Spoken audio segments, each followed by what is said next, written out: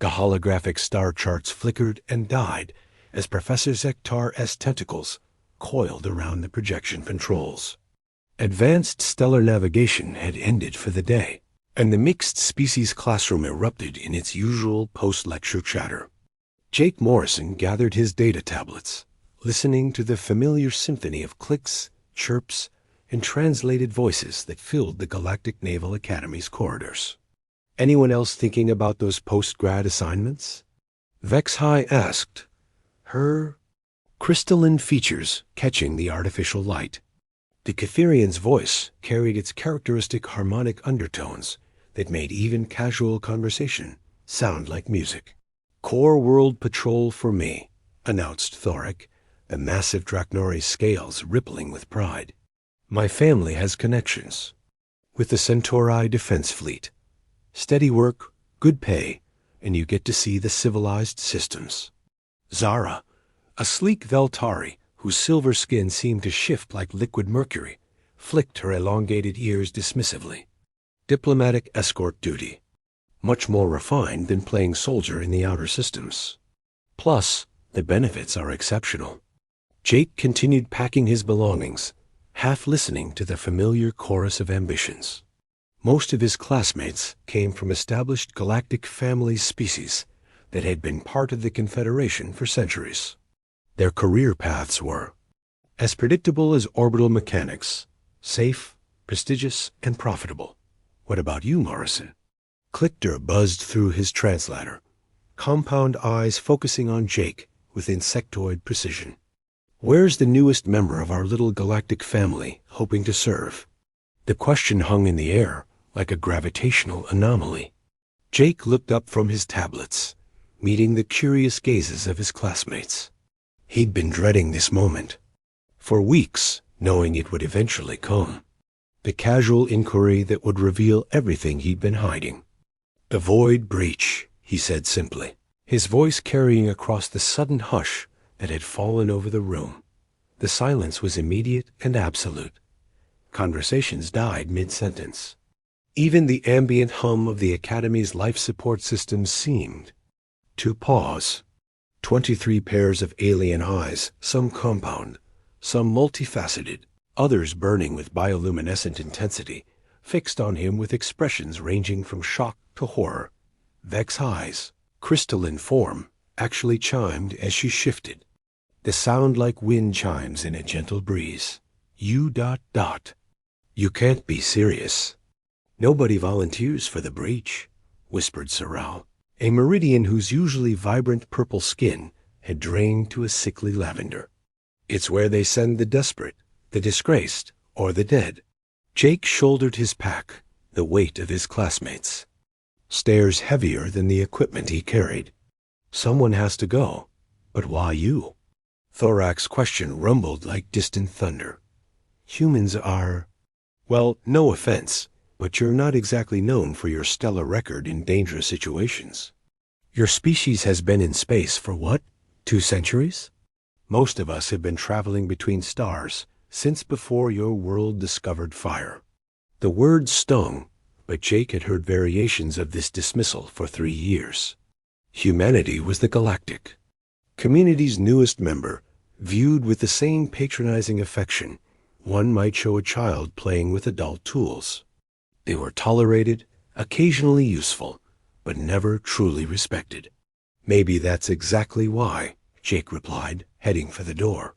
"Maybe being new means we see things differently." As he walked away, the classroom remained silent behind him. None of his classmates could have imagined that their unremarkable human friend carried the weight of humanity's most classified secret, or that his older sister Sarah had vanished into the breach 18 months ago, taking with her the only family Jake had left. ***. 3 days passed before anyone spoke to Jake about his revelation. The Academy's social dynamics had shifted like a star system after a supernova conversation stopped when he entered rooms, and his usual study group had quietly dissolved.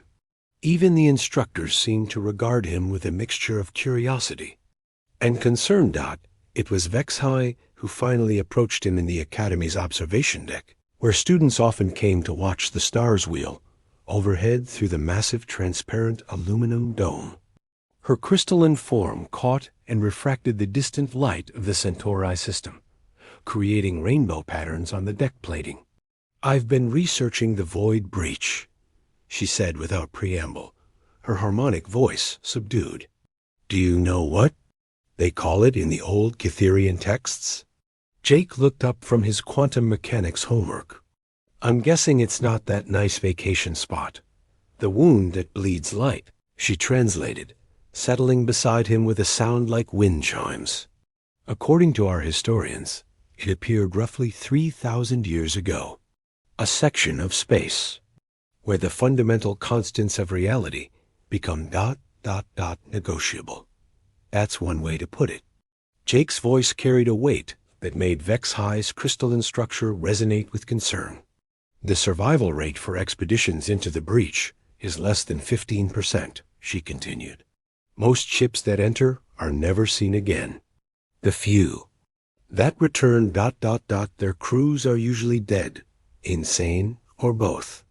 The official reports are classified, but the rumors ...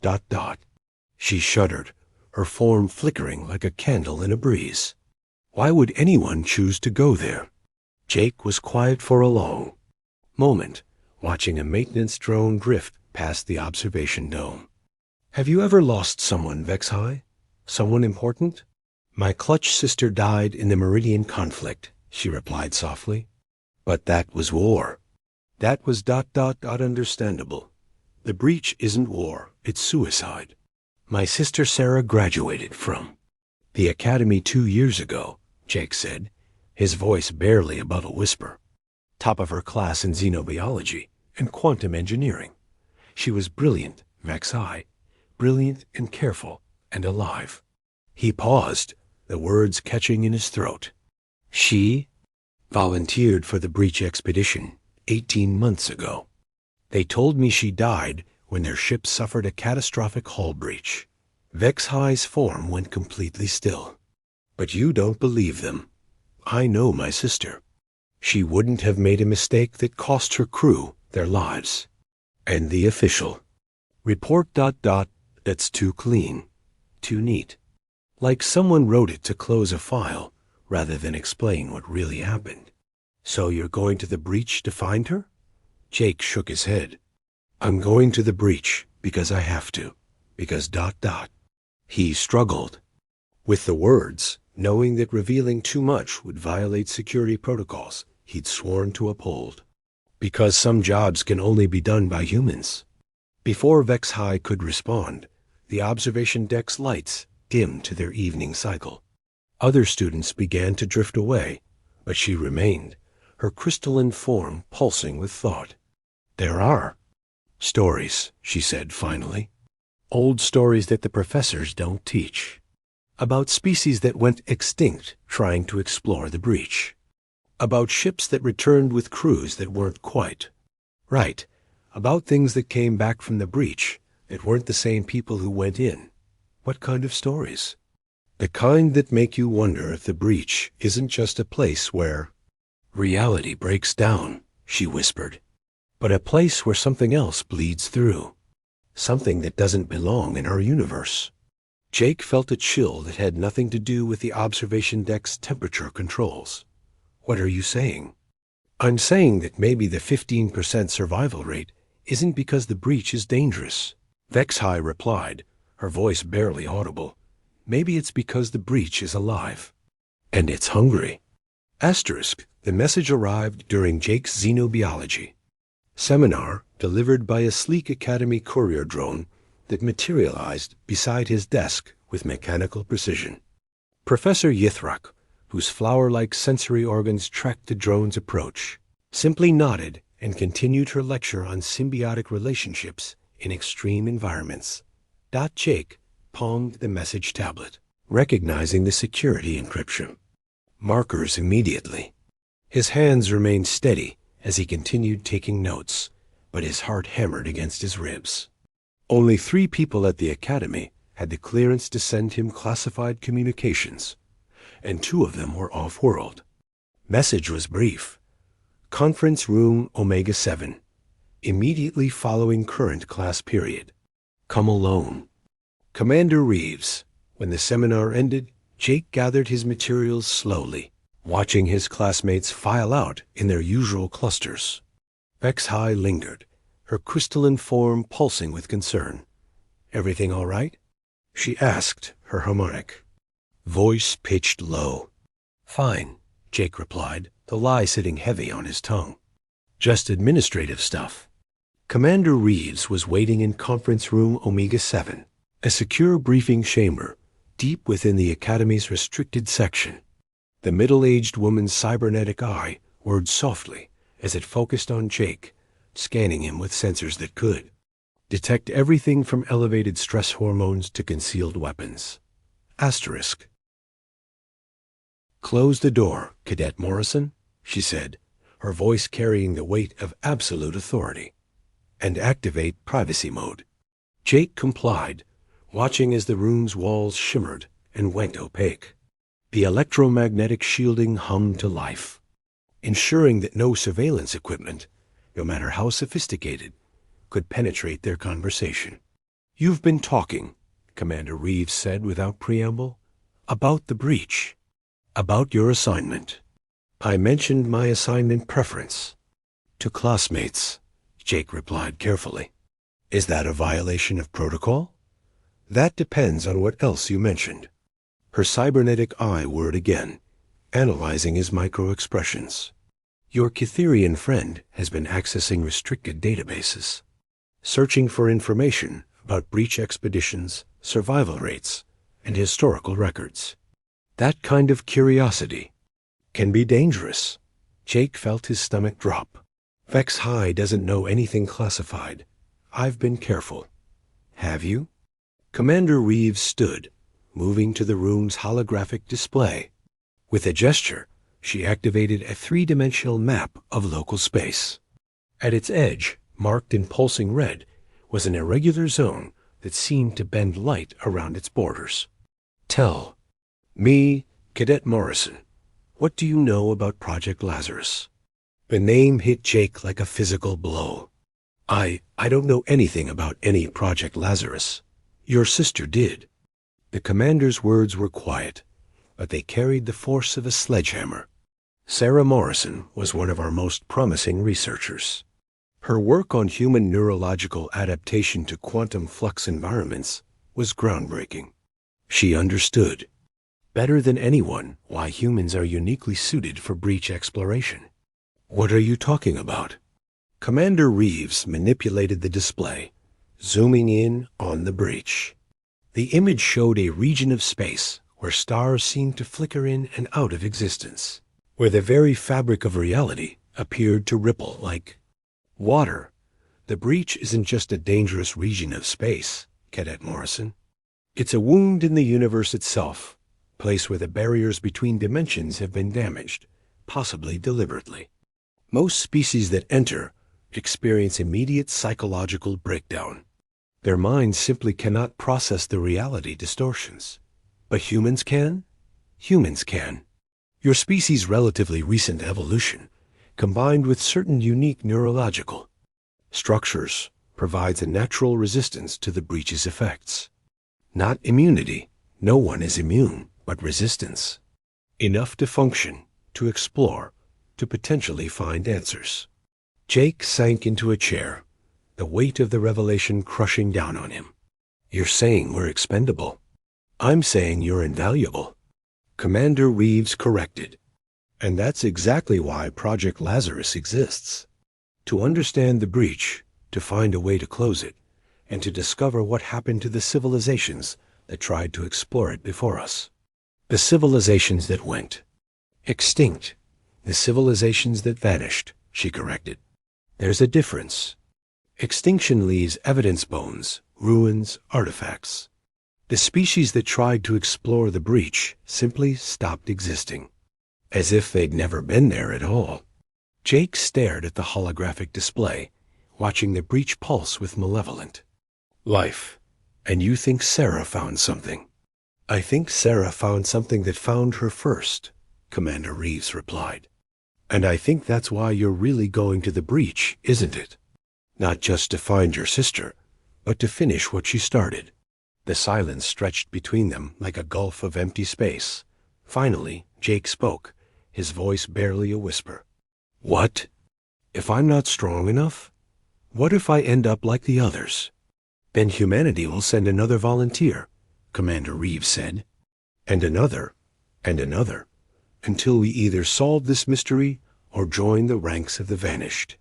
Because the alternative, letting the breach expand, letting whatever's inside it spread to the rest of the galaxy, is unthinkable. Asterisk, the Academy's shuttle bay thrummed with activity as Jake made his final preparations. His departure had been moved up by 3 weeks of development that Commander Reeves explained with clipped military efficiency. New intelligence suggests the breach is becoming more active. We need boots on the ground immediately. Jake's classmates had gathered to see him off, their faces a mixture of admiration, concern, and barely concealed fear. It was Thorak who spoke first, the massive Drachnori scales shifting to deeper hues. Of respect. I misjudged you, Morrison, he rumbled, his translated voice carrying unusual warmth. What you're doing. It takes courage I don't think I possess. It's not courage, Jake replied, securing his personal effects in the military-grade storage containers. It's necessity. Vex High approached, her crystalline form pulsing with colors Jake had never seen before, complex patterns that seemed to convey emotions her species had no words for. I found something, she whispered, slipping him a data chip. In the restricted archives. Information about the breach that's been classified for over a century. Jake palmed the chip quickly, hoping the security scanners wouldn't detect the exchange. What kind of information? The kind that explains why they really need humans, she replied, and why they're willing to keep sending you into that nightmare. Before Jake could respond, a new voice cut through the shuttle bay's noise. Cadet Morrison, report for final briefing. Jake turned to see a figure that made every other person in the shuttle bay suddenly seem small and insignificant. The newcomer was tall, pale, and moved with a fluid grace that suggested either extensive genetic modification or non-human origin. Most disturbing were the eyes completely black, without visible pupils or irises, like looking into deep space. Dr. Voss, Commander Reeves said, appearing at Jake's shoulder. I wasn't expecting you to conduct the final briefing personally. The situation has changed, Dr. Voss replied, those unsettling eyes fixed on Jake. We've received a transmission from the breach, from the expedition that was supposed to be lost. The shuttle bay fell silent. Jake felt the blood drain from his face. From Sarah's expedition? From something claiming to be your sister, Dr. Voss corrected. The transmission is ... problematic. It suggests that the expedition didn't die in the breach. It suggests they found something. Something that wants to. Come home. Commander Reeves stepped forward, her cybernetic eye whirring as it processed this information. What kind of transmission? Follow me, Dr. Voss said, turning toward the shuttle bay's exit. This briefing requires absolute security clearance. As they walked through the Academy's corridors, Jake noticed how other students and faculty members seemed to unconsciously step aside when Dr. Voss approached. It wasn't fear. Exactly. It was more like an instinctive recognition that this person didn't quite belong in their reality. The briefing room was unlike any Jake had seen before. The walls were covered in equations that seemed to shift and change when he wasn't looking directly at them. In the center of the room, a holographic display showed a 3-dimensional map of the breach. But this one was different from the sanitized versions he'd seen in class. This one showed the breach as it really was, a writhing, organic-looking wound in space-time that pulsed with its own malevolent rhythm. Play the transmission, Dr. Voss commanded. The hologram flickered, and suddenly Jake was looking at his sister's face. Sarah looked exactly as he remembered her brown hair pulled back in a practical ponytail, green eyes bright with intelligence. But something was wrong. Her skin had a translucent quality, and when she moved, it seemed like there was a slight delay, as if she was being transmitted across an impossible distance. "Jake," Sarah's voice came through the speakers, but it was layered with harmonics that made it sound like multiple people speaking in perfect unison. "If you're hearing this, it means they're sending you to find me. Don't come, little brother. Don't come to the breach. What we found here, what found us ... it's not what anyone thinks." The image flickered, and for a moment, Jake could have sworn he saw something else looking through Sarah's eyes, something vast and hungry and utterly alien. "The breach isn't a wound," Sarah continued, her voice becoming more distorted with each word. "It's a mouth. And it's been waiting for someone like us, someone who can survive long enough to understand what it really wants. It wants to come home, Jake. It wants to return to the universe it was exiled from so long ago." The transmission cut to static, then silence. Dr. Voss studied Jake's reaction with those unnerving black eyes. "Your sister's expedition made contact with something that's been trapped in the breach for millennia. Something that views human consciousness as a convenient vehicle for escape." "You're saying they're possessed?"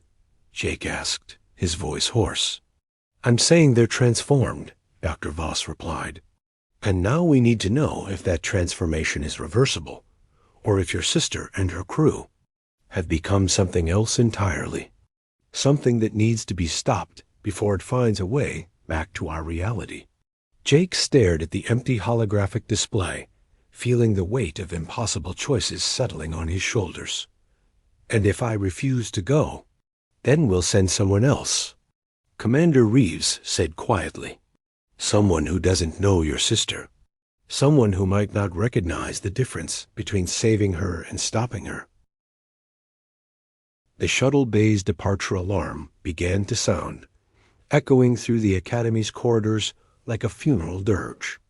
Jake looked at his reflection in the briefing room's polished table, seeing not the eager cadet who had arrived at the Academy 3 years ago, but someone older, harder, carrying the weight of secrets that could destroy everything he'd once believed about humanity's place in the galaxy.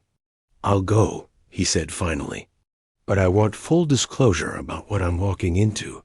Dr. Voss smiled, the expression somehow more unsettling than a frown would have been. "Cadet Morrison, if we had full disclosure about the breach, we wouldn't need to send anyone at all. The ship that would carry Jake to the breach was unlike anything in the Academy's standard fleet. The Hermes was sleek, angular, and covered in hull plating that seemed to absorb light rather than reflect it. Most unsettling were the modification sections of the ship that appeared to be grown rather than built, with surfaces that shifted and rippled like living tissue. "Breach-adapted technology," Dr. Voss explained as they approached the vessel. "Partly mechanical, partly biological. The breach responds to conventional technology in unpredictable ways. This hybrid approach has shown better survival rates." Jake's pilot was another surprise, a human woman named Captain Elena Vasquez, whose eyes held the same 1,000-yard stare he'd seen in combat veterans. She was young, maybe 30, but moved with the careful precision of someone who had seen too much. "You're the Morrison kid," she said, looking him up and down. "Sarah's brother. You knew her?" "I was her pilot on the last expedition," Captain Vasquez replied. "I'm the only crew member who made it back." The words hit Jake like a physical blow. "But the reports said everyone died in a hull breach." "The reports say a lot of things," Captain Vasquez said, beginning her pre-flight checklist. "Reality is more complicated. Your sister and the others ... They're not dead, Morrison. But they're not exactly alive either.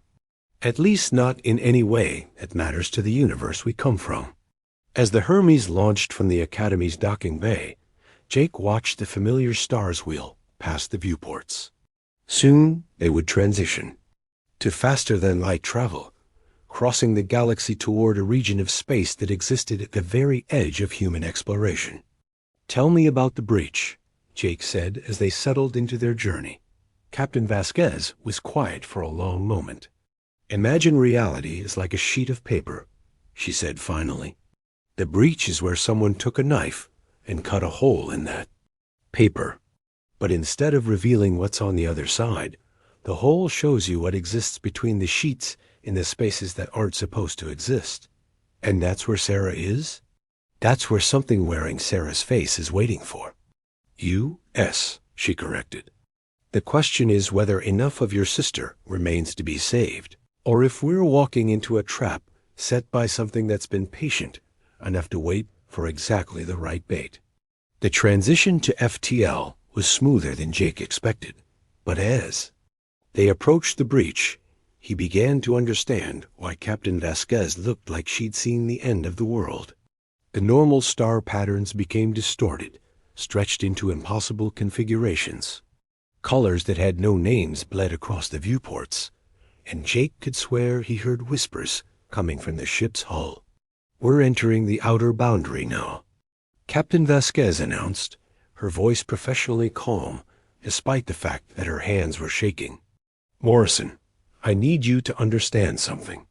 Once we cross the event horizon, we're in their territory. The things that live in the breach, they're not bound by the same rules that govern our reality. They can make you see things, hear things, believe things that aren't true. How do I tell the difference?" "You don't," she replied. "That's what makes this so dangerous. The breach doesn't just distort space and time, it distorts perception itself. By the time you realize you're seeing an illusion, you've already been changed by believing it." Jake checked his equipment one final time. The biomonitors that would track his psychological state, the quantum anchor that would theoretically allow him to find his way back to baseline reality, and the emergency beacon that would summon extraction if everything went wrong. "There," Captain Vasquez said, pointing to a section of space that seemed to fold in on itself. "The Lazarus Station, Sarah's last known position." The station was a massive research facility, originally designed to study the breach from a safe distance. But as they approached, Jake could see that something had gone terribly wrong. Parts of the station seemed to exist in multiple dimensions, simultaneously, creating a disorienting visual effect that made his eyes water. "Life signs?" Jake asked. 17 human biosignatures, Captain Vasquez reported, all showing brain activity. But ... double quotes. She paused, studying her instruments. "The patterns are wrong. It's like they're all dreaming the same dream." As they docked with the station, Jake felt reality shift around him like a kaleidoscope. The Hermes' clean lines began to blur and warp, and he could have sworn he heard his sister's voice calling his name from somewhere deep within the station's twisted corridors. "Remember," Captain Vasquez said as Jake prepared to disembark, "everything you see in there is suspect. Every person you meet, every memory you recover, every emotion you feel could all be a lie designed to make you lower your guard." Jake paused at the airlock, looking back at the pilot who had become his only link to the reality he'd left behind. "What if I can't tell the difference between my sister and whatever's pretending to be her?" "Then you'll have to make a choice," Captain Vasquez replied. "Save the person you remember, or save the universe from what she's become." The airlock cycled open, and Jake stepped into the station's twisted reality. Behind him, the Hermes seemed to fade like a dream, leaving him alone in a place where the very concept of truth had become negotiable. Somewhere in the station's depths, his sister was waiting. But whether she was still Sarah Morrison or something else entirely remained to be seen. The breach had claimed its newest explorer, and Jake could only hope that when he found his way back to reality, he would still be human enough to recognize the difference. Asterisk.